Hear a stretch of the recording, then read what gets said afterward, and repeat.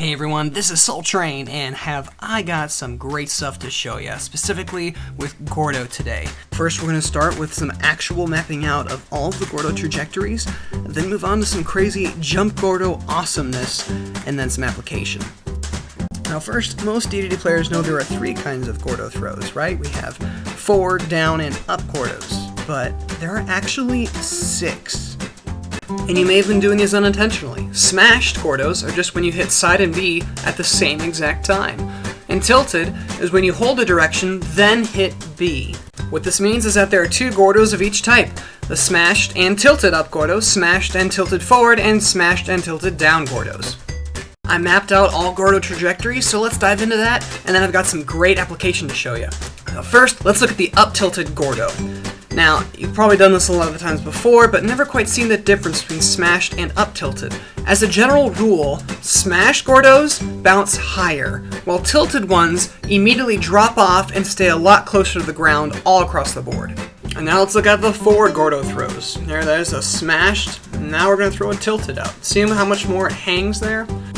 So here's a full comparison of both types of forward and down Gordo throws and their trajectories.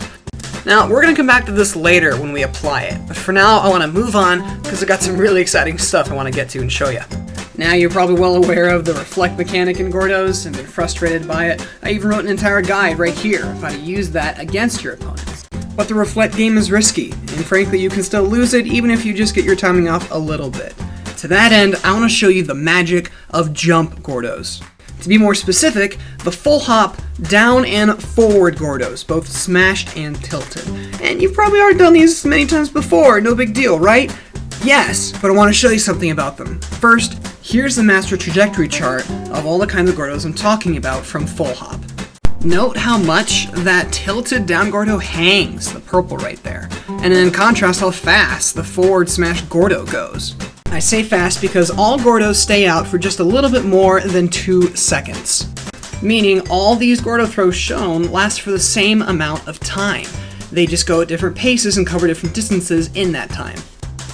Now here's a quick visual guide of which Gordo throw to use depending on the opponent's position.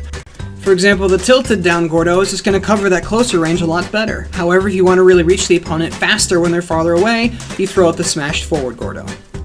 But we still have yet to get to my point. See, all versions of the full hop Gordo will not hit Dedede if they're reflected at very specific moments, namely at the peaks of their bounce and then at the bottom. This has a bunch of applications, but first, let me just show you some easy uses of it in neutral.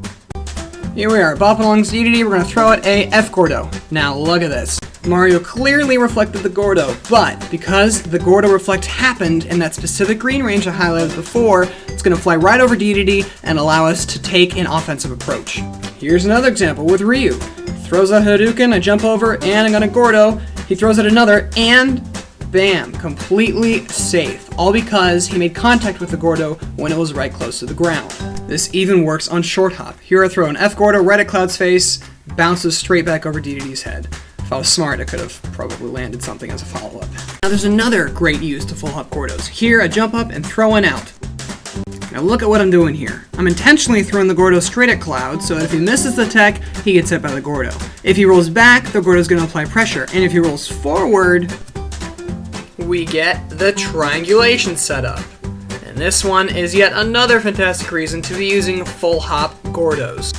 The idea can be applied in a lot of different ways. Here I throw the Gordo over Kirby's head and then hit him back into it. And it's not guaranteed, but then I go for the nice U-air follow-up for the kill. The concept here is simple. Gordo is not a projectile. It is a combo and pressure tool. And you need to always be ready for follow-ups on Gordo contact. This will happen with practice and training over time. Now, there's another version of the triangle setup that works from short hop. Here, I intentionally hit Ganondorf with just the hammer part and not the Gordo. What this does is then makes him be pushed back into the Gordo itself. He stops shielding, and then I can hopefully get some kind of follow-up or edge guard in this case.